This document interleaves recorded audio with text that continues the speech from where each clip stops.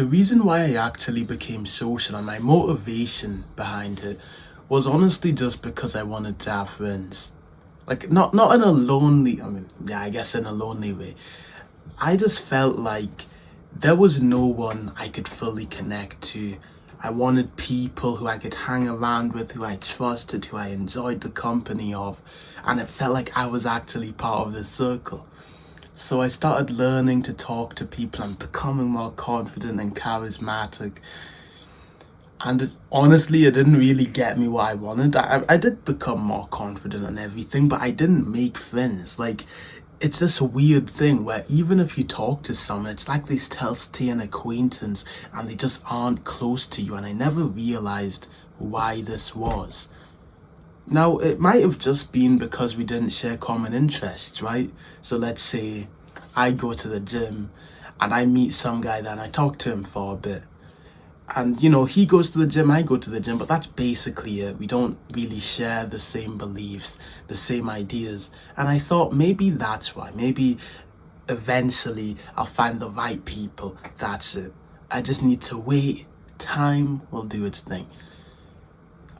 And to be honest, I don't think that was it. Because now I do have friends. And yeah, we do have things in common. So that is a factor. But I realized I was just missing trying to make them a friend. I was so focused on trying to just talk to them because that's such a difficult thing, right? At least for me, going up to a stranger and then talking to them. That's difficult. That is very difficult. So I just focused everything on that, becoming more confident, being able to just go up to people and start the interaction. But it turns out that in order to make friends, it's so much more than that. You need to have the intention to turn that person into a friend or they'll forever stay an acquaintance. I've come up with this thing. It's a very original name. It's called the friendship formula. And I kind of wrote it down here, so don't mind me looking there. So the friendship formula involves five different factors: frequency, connection, enjoyment, context diversity, and time. All of those are multiplied by each other, and every time you increase one of them, your friendship basically grows, it becomes deeper. And if even one of these are zero, then it dissipates. You have no friendship. Now, there are a few things I want to tell you before I explain this friendship formula and how to use it. First of all, I want you to remove any limiting beliefs you have, because I don't want you to go into this friendship thing, but then you have these limiting beliefs which prevent you from using it, because then it's useless. You just won't use it. A lot of people, and you probably do have limiting. I know you do actually, because I did. And basically everyone has these limiting beliefs where you believe something that doesn't really benefit you, that stops you from doing what you know you should do. So for example, you may think, let's say you're in school, you may think that because you're in school and everyone kind of has this preset friendship group, all of the groups have been decided until the start of next year, you can't talk to anyone, you can't enter these groups, you can't do X and Y and Z. You won't try and actually implement this in school because this will be a rule you set in your mind that you just accept as truth. You can't make friends after the year has started. That's impossible. So you need to get rid of that, and you need to just, I guess, understand that it's a limiting belief. And there are people who make friends despite being in the middle of the year. There's no reason why you can't. And you have to realize these limiting beliefs for yourself, because I don't know every single possible limiting belief you could have. All I can tell you though is to not lie to yourself, be honest with yourself and figure out these limiting beliefs. And also realize there's really nothing stopping you from talking to anyone in any situation, even the most obscene situations. You can just talk to someone there and have a fun conversation. Someone could literally be ordering their food at a cafe and you could completely interrupt the order and just start talking to them, even though of course that kind of seems rude and disrespectful, like you're literally interrupting this person buying something, but it does work. Now that's a bit more of an extreme example, but if you can do that, you can do anything. You really can. So remove your limiting beliefs. Make sure you have none so you can actually implement this properly. I remember I had this limiting belief because I heard this from everyone, that if you want to go up and talk to a girl and she's like sitting down, you are not allowed to sit down next to her. It's bad, it's horrible, never do that, it makes her uncomfortable, etc. And honestly, that might be true. I don't know, I haven't done it enough to know. But having this thought, no, I can't sit down next to her, but if I just stand up while she's sitting down, it kind of seems weird. What's the best thing to do? I just start acting weird. And I just don't even want to do it because there's so much like mental thinking. Like, how should I talk to her if I can't sit down and I can't stand up because that's weird? What do I do? So it would be better if you completely ignore all of these beliefs. You just do what you want to do. And then if you do it a lot and every time you do it, it's weird, then of course you kind of learn, okay, yeah, I shouldn't do that. The friendship formula. Frequency times connection times enjoyment times context diversity times time. Remember that. I should probably write that down even now. So I'm going to explain every part of this formula, and I'm also going to tell you how to maximize these. So I'm assuming you've listened to my advice, you understand that you can make friends whenever you want. There's nothing stopping you. You can do it. I did it. There's nothing stopping you. I'm also assuming you have a place you frequently visit, whether that be like work or school. And if you don't have one, like just think for a minute and try and come up with one and just start going to it. No need to overthink, just do it. If you want to go to the cafe, don't think about the perfect cafe and how you'll get there. Just go, just do it. You'll enjoy it. Coffee isn't that, actually coffee kind of tastes disgusting too. But anyways, just do whatever task you've set up and stay consistent. And I'm assuming you're doing both of these. Now, once you've done that, to make a friend, like let's say you talk to this new person and you want to convert this person from a friend to someone you actually talk to. You go to some yoga class and you talk to some guy there, you're having fun. But you notice you're only talking to him in the yoga class, and he's kind of just like a yoga buddy, and that's basically it. You aren't that close to him. So how do you convert this like yoga mate, yoga buddy, whatever, to a friend who you connect with, you can talk about more personal things with? What's the bridge to get to there? The friendship formula. That's it.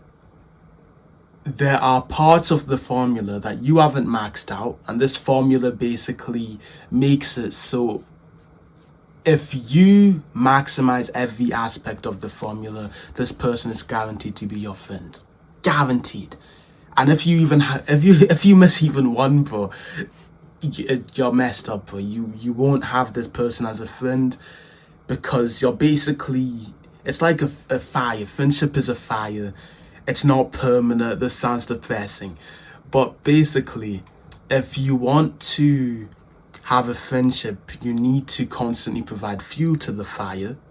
Of course, the deeper this friendship is, the brighter, the more energetic the fire is. And you won't need to provide as much fuel. But especially for a new one, you need to keep putting fuel into the fire, keep giving it oxygen, keep giving it X and Y, and just grow it bigger.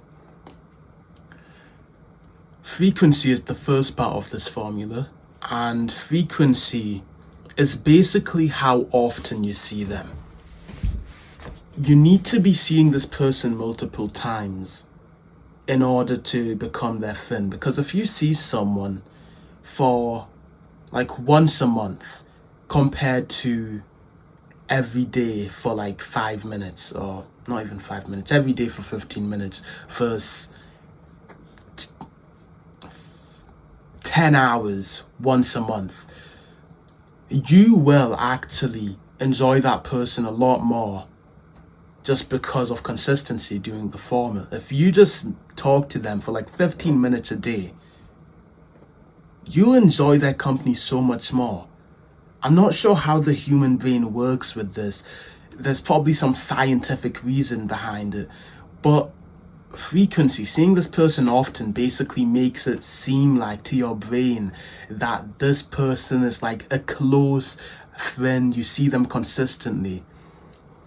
And there could be tons of reasons for that. Maybe your brain doesn't want to suddenly start forming bonds with people you're only going to see once. But once you keep seeing that person over multiple days, it realizes this person is a recurring aspect of your life. You can build a bond with them. He's not just going to disappear out of nowhere. So frequency is a very huge aspect. That's why people often become friends in like school, because they see each other daily, or in like the gym. Because you go to the gym at the same time every day, you kind of see them consistently. So frequency is the biggest aspect. You get this kind of just from going to that place consistently, like I told you. So you go to that place 4 times a week.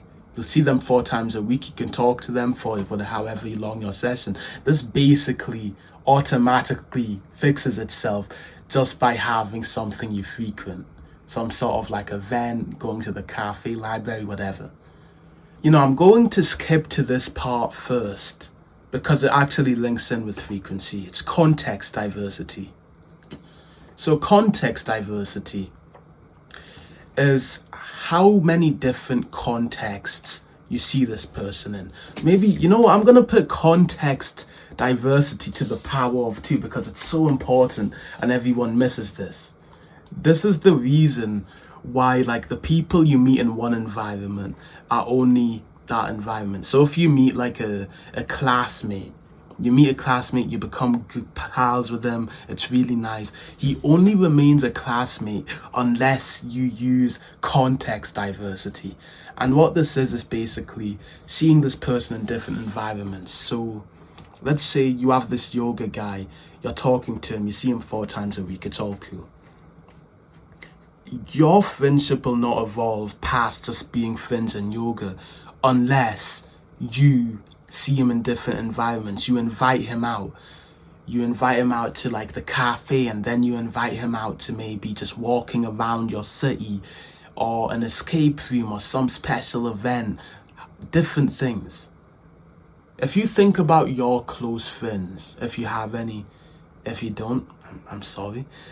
If you think about your close friends though, you invite them out to different things. It's not like you only see this friend in this environment. You see them in so many different contexts. Sometimes you'll just randomly call them. Sometimes you will invite them out to go to X, Y, and Z. It's not just one place you see your friends.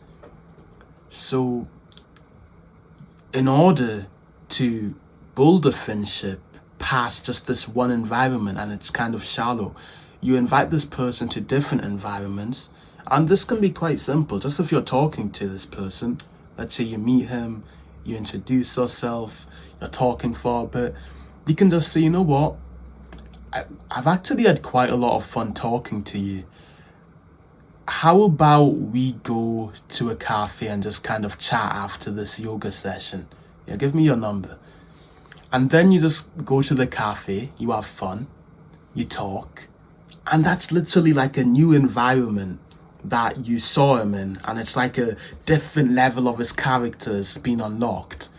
And you might have even noticed this, like if you have teachers in school, if you see those teachers outside of school and you kind of talk to them there, like let's say you just see one of your random teachers just in a cafe just chilling, and you talk to him and you kind of talk to him for like 5 minutes, it's nice, it's fun, you'll actually like that guy more just because it's like you've seen him in a different context, like you've unlocked more of that teacher's life.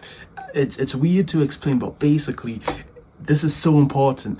Context diversity. See this person in multiple different environments, and that'll boost your friendship so much. Okay, going back, we have connection. Connection is how well you connect.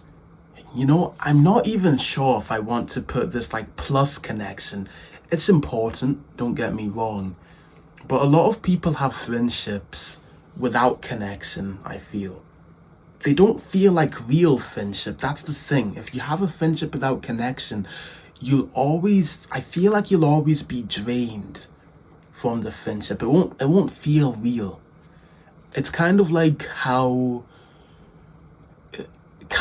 trust. How well can you talk with this person? Can you have deep conversations about topics that you wouldn't really share with people?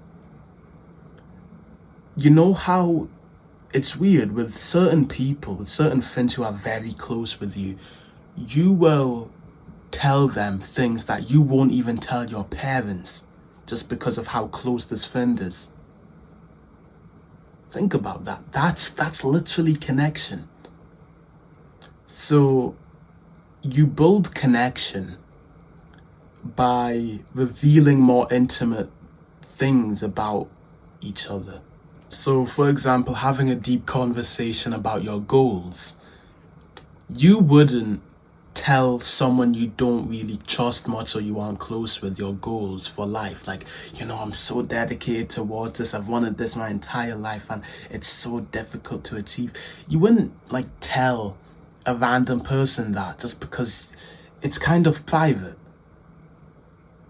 But with the people you're really close with, that's the type of stuff you talk about, and it would be such a deep and interesting conversation. You'd learn so much about each other. You'd both be talking about your goals. You'd see similarities and differences. You'd be bouncing back and forth, giving each other ideas.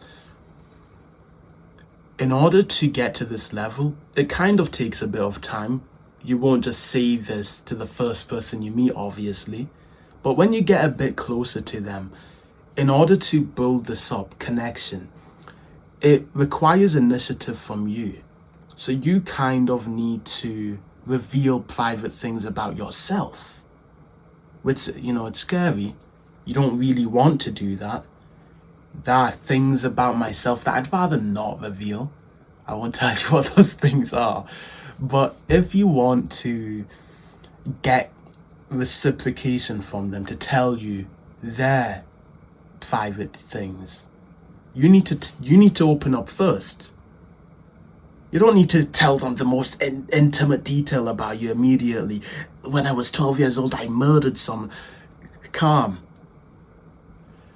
Just tell them something that's a bit more private that you wouldn't really tell the average person.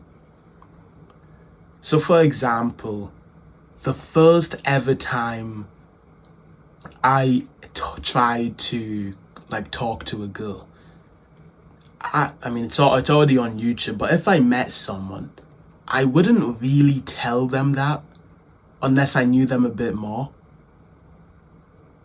right? But then if I knew them a bit more, I'd actually take initiative and reveal this about myself, how nerve-wracking my first ever time trying to talk to a girl was, how it made me feel. What are your experiences with it? Then they'd open up a bit because I told them about myself. Reciprocation. They want to kind of pay back how you open up about yourself by opening up themselves. And when you do this, it kind of just snowballs itself. You don't really need to put too much effort into this. Just every now and then reveal things about your life that are more private. They'll do the same, and before you know it, you're having deep conversations about goals and etc, etc. This only won't work if you're trying to become friends with someone who's a complete, like, I don't know, honestly. Most people have something to them, right? Unless you're hanging around someone who really has never once considered anything about life, I'm certain this will naturally develop as long as you do this, as long as you try and open up about yourself first. This one is kind of obvious: enjoyment. How much do you enjoy each other's company? If you don't enjoy each other's company, if you don't vibe whatsoever, you won't be friends. You'll kind of realize this immediately, so I feel like there's not much need to go into depth. Oftentimes with good friends, you can literally just be sitting in a room and you'll have a blast. Like, you can just be sitting in a white, empty room and you'll be laughing your heads off, genuinely. So I'd say that's what you're aiming for, but before you get too close, if you can't do that, you can kind of force a level of growth with enjoyment if you invite them to fun activities, if you invite them, contact diversity again, if you invite them to like an escape room or maybe a park and a cafe and different environments where there's fun things to do. And that'll obviously kind of improve your enjoyment factor. I'd say a lot of enjoyment though is kind of just vibe. Like, it depends on who you're talking to. Some people I'll talk to and I just won't have as much enjoyment with them than with other people. And there's nothing wrong with them. They have good aspirations. They are socially calibrated. They aren't bad people. But for whatever reason, I just don't enjoy their company as much as others. It's I don't know why. I don't know why. But some people just have more chemistry with others. And that'll probably be the same for you. So enjoyment kind of comes naturally, to be honest. And finally, time. Time, it's self-explanatory. If I was going to either spend 5 minutes with you or 20 minutes with you, which one do you think we'd get to know each other more? I feel like I don't need to really explain how time is helpful. The longer you spend with someone, the better it is. But frequency is equally as important. So if you're going to spend a long time with someone once a week versus spending a shorter time every day of that week, then obviously take the latter. That's the friendship formula. You maximize all of these factors, and I guarantee you, within the next week, you'll have a friend. I guarantee it. If you do this right now after the video, you search, like, you think about it for a second, put your phone away, don't look for stimulation, just think, what activity do I want to frequent if you don't have one? Okay, well, I quite like going to the library. I like reading. You know, it's really nice reading fictional books. Okay, look for a library. Cool, there's a library like 20 minutes away. Remove your limiting beliefs. Don't feel like you can't make friends. Anyone can. There's nothing stopping you from making friends. And with this, I guarantee you, within the next week, you'll have a friend, genuinely. Hope this video helped. If you want to learn more about socializing and have a community of people who are also trying to get better, check out the top link in the description. Subscribe. And remember, consistency is over a lifetime.